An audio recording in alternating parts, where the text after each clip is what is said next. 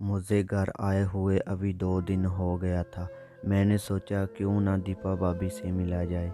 एक दिन मैं अपने रूम में रात को वीडियो देख रहा था।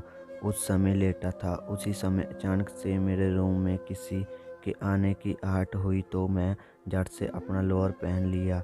अगले ही पल रूम का दरवाज़ा खोला तो भाभी अंदर आ गई।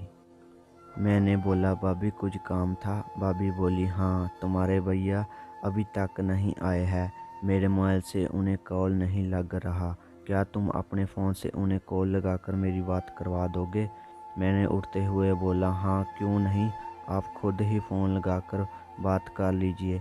मैंने अपना फ़ोन भाभी को दे दिया। फ़ोन देते ही जो वीडियो मैं देख रहा था, भाभी भी वीडियो देख ली और हल्का सा मुस्कुराई। मुझे शर्म आने लगी और मैं अपना सिर नीचे कर खड़ा हो गया। भाभी फ़ोन पर भैया से बात करके मुझे फ़ोन देकर वापस चली गई। दीपा भाभी की जवानी को याद करते हुए सो गया। सुबह नहाने के लिए गया तो मेरे बाथरूम के नल में कुछ दिक्कत हो गई थी, जिस वजह से उसमें पानी नहीं आ रहा था। मैं बाहर निकलकर भाभी से कहा मेरे बाथरूम में पानी नहीं आ रहा। क्या ऊपर टंकी में पानी ख़त्म हो गया है? भाभी बोली नहीं तो मेरे बाथरूम में तो आ रहा है। आपके बाथरूम में कोई दिक्कत होगी, आप मेरे बाथरूम में नहा लीजिए। फिर मैं दीपा भाभी के बाथरूम में नहाने चला गया। वहाँ पर उनके कपड़े रखे हुए थे।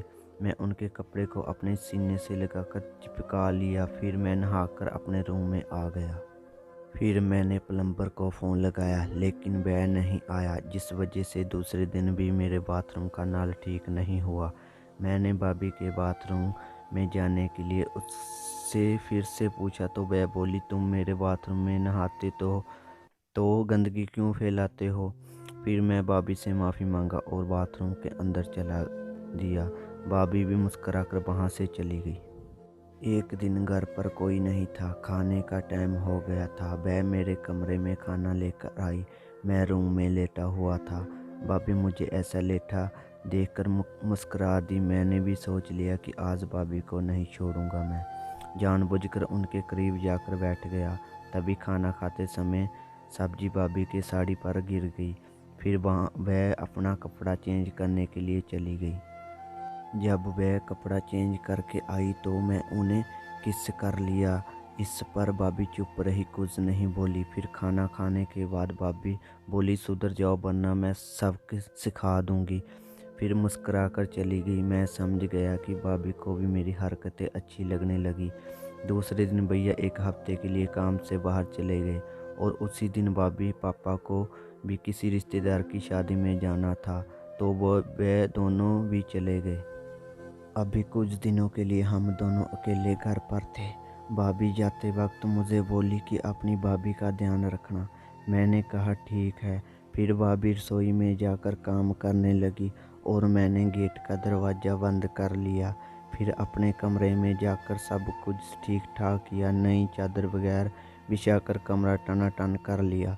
तब मैंने रसोई में जाकर भाभी को कसकर पीछे से पकड़ लिया और चूमने लगा। भाभी बोली हटो, क्या कर रहे हो? मैंने बोला भाभी घर में कोई नहीं है, भैया भी कहीं बाहर गए हैं, मुझे खुद को अपने से दूर मत करिए। भाभी मेरी बात मान गई और फिर हम दोनों रूम में गए और एक दूसरे को प्यार करते रहे।